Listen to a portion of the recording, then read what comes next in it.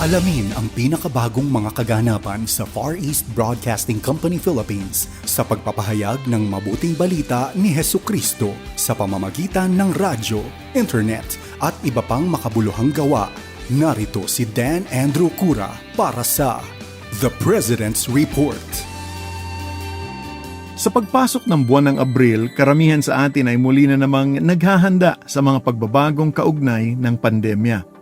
Sa biyaya ng Diyos dito sa Pilipinas, nakikita na natin ang pagbaba ng bilang ng mga kaso ng COVID.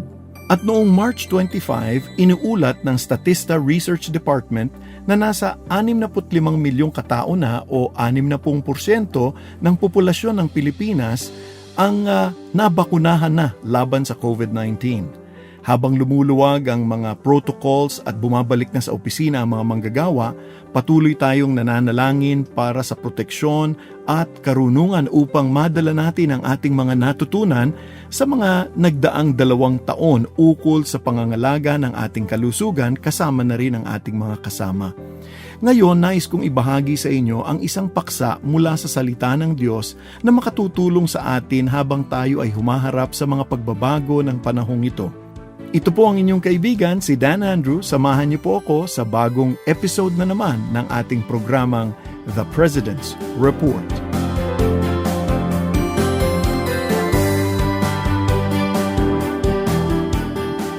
Bagamat inaasahan na natin ang pagtatapos ng pandemya, marami sa atin ang maaaring nabigla at nagdududa kung makababalik tayo sa estado bago ang pandemya.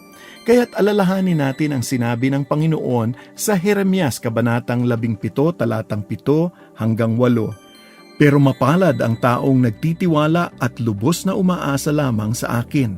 Matutulad siya sa punong kahoy na itinanim sa tabi ng ilog na ang mga ugat ay umaabot sa tubig. Ang punong kahoy na ito'y hindi manganganib, dumating man ang tag-init o mahabang tag-araw. Palaging sariwa ang mga dahon nito at walang tigil ang pamumunga. Katulad ng isang puno, bilang mga mananampalataya, tayo ay lumalago at namumunga kapag malapit tayo sa pinagmumulan ng ating buhay at walang iba yan kung hindi ang ating Panginoong Diyos. Mistulang mang hindi gumagalaw ang puno, ngunit sa totoo lang, ito'y aktibong tumutubo, naghahanap at sumusunod patungo sa pinagmumulan ng tubig at sustansyang kailangan nito. Habang ang mga ugat ng isang puno ay lumalalim sa lupa, ito ay nakakagawa ng matatag na pundasyon upang kahit na gaano pa ito kataas tumubo, hindi ito matitinag o matutumba. Ito ang ibig sabihin ng nakaugat kay Kristo. Habang nagsisikap tayong lumago sa ating relasyon kay Jesus sa pamamagitan ng pagsunod sa Kanya, nagkakaroon tayo ng mas malalim at matibay na pundasyon para sa ating pananampalataya. Ito ang nagpapanatili sa atin na nakasalig sa Kanya upang anuman ang mga pagsubok na dumating o gaano kataas ang ating tagumpay, hindi tayo mawawalan ng pananampalataya o magiging mapagmataas. Sa huling 2 taon, ang mga simbahan ay kabilang sa mga unang nagsara dahil sa pagbabawal sa mga mass gatherings. Maging ang pagdiriwang ng ating anibersaryo dito sa FEBC na inaasahan sana natin upang makita at makamusta ang ating mga tagapakinig ay kinailangang isagawa online. Ngunit sa panahong ding ito, nakasama din natin ang mga tao sa loob at labas ng FEBC na patuloy na naglilingkod sa Panginoon.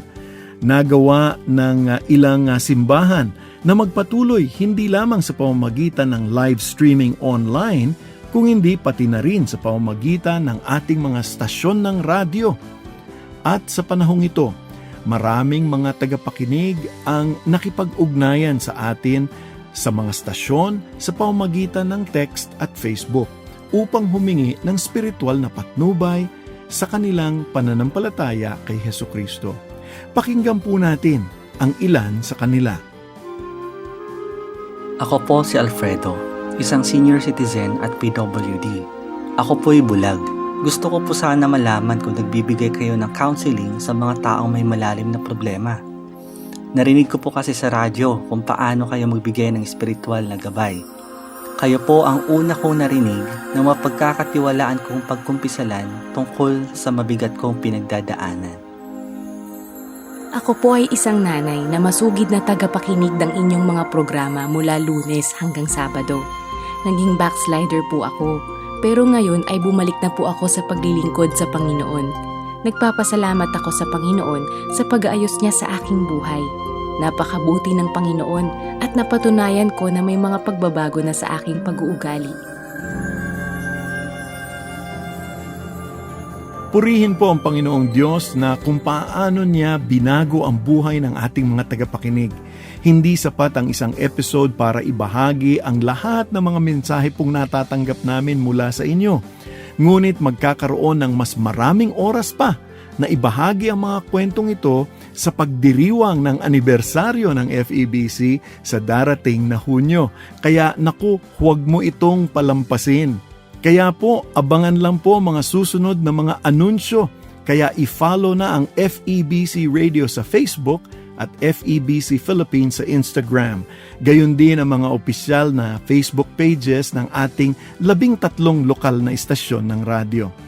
Sa pagtatapos ng ating programa, ang panalangin ko para sa iyo ay ang isinulat ni Apostol Pablo sa kanyang liham sa mga taga-Kolosas, Kabanatang 2, Talatang 6 hanggang 7.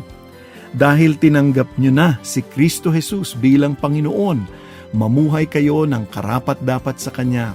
Patuloy kayong lumago at tumibay sa Kanya.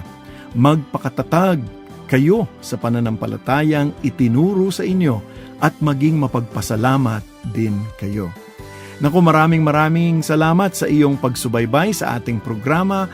Muli, ito po ang inyong kaibigan, si Dan Andrew para sa The President's Report. Ingat po kayo at pagpalain po kayo ng ating Panginoon.